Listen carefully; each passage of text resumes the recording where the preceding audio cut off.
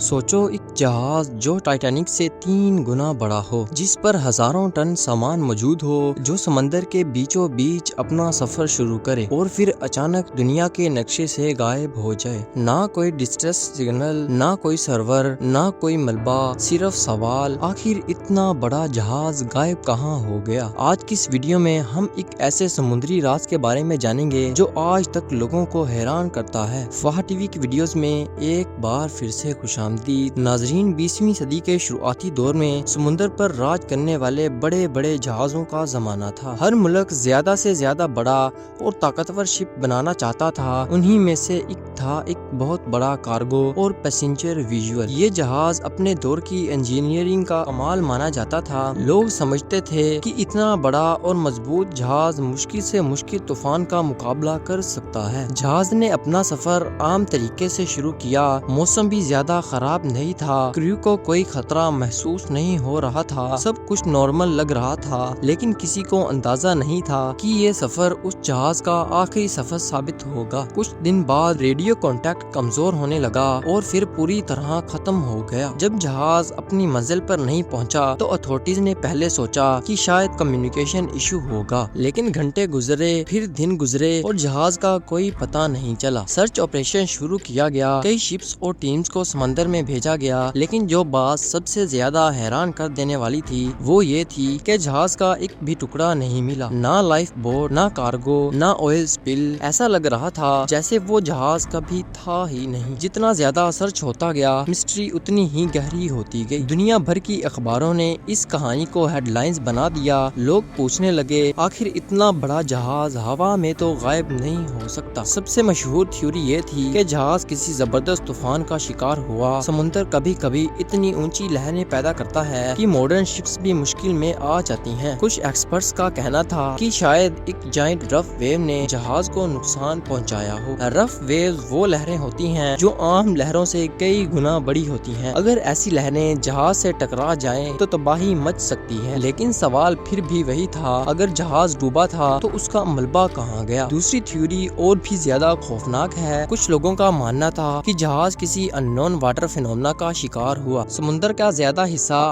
آج بھی پوری طرح ایکسپلور نہیں ہوا۔ کئی ایسے علاقے ہیں جن کے بارے میں انسان بہت کم جانتے ہیں۔ کچھ لوگوں نے میگنیٹک انوملیز کی بات کی، کچھ لوگوں نے انڈر واٹر ایکسپلوژن کی، اور کچھ نے تو یہاں تک کہہ دیا کہ جہاز کسی ایسے علاقے میں گیا جہاں نیویگیشن سسٹم فیل ہو گیا۔ یہ سب تھیوریز ہیں، لیکن کسی کے پاس پکا ثبوت نہیں۔ اب آتی ہے سب سے کنٹروورشل تھیوری، اور یہ تھیوری انٹرنیٹ پر سب سے زیادہ مشہور ہے۔ کچھ لوگ کہتے ہیں کہ جہاز کسی ایسے راز کا شکار ہوا جو آج تک دنیا سے چھپایا گیا ہے۔ کچھ لوگ ایلینز کا ذکر کرتے ہیں، کچھ لوسٹ سیولائزیشن کا، کچھ کہتے ہیں کہ سمندر میں ایسے راز چھپے ہوئے ہیں جو انسانی سمجھ سے باہر ہیں۔ کیا یہ سچ ہے؟ اس کا کوئی ثبوت نہیں، لیکن جب اتنا بڑا جہاز بنا کسی نقصان کے غائب ہو جائے تو لوگ ہر ممکن ایکسپلینیشن پر یقین کرنے لگتے ہیں۔ آج بھی اس جہاز کی مسٹری پوری طرح حل نہیں ہوئی۔ سالوں کی ریسرچ کے بعد بھی کئی سوال بے جواب ہیں۔ آخر اس رات سمندر میں کیا ہوا تھا؟ کیا جہاز طوفان کا شکار ہوا یا پھر کوئی ایسا راز تھا جسے ہم آج تک نہیں سمجھ سکے؟ اپنی رائے کمنٹ میں ضرور بتائیے گا۔ اگر آپ کو یہ ویڈیو پسند آئی ہو تو ویڈیو کو لائک کریں، چینل کو سبسکرائب کریں۔ ملتے ہیں اگلی شاندار ویڈیو میں۔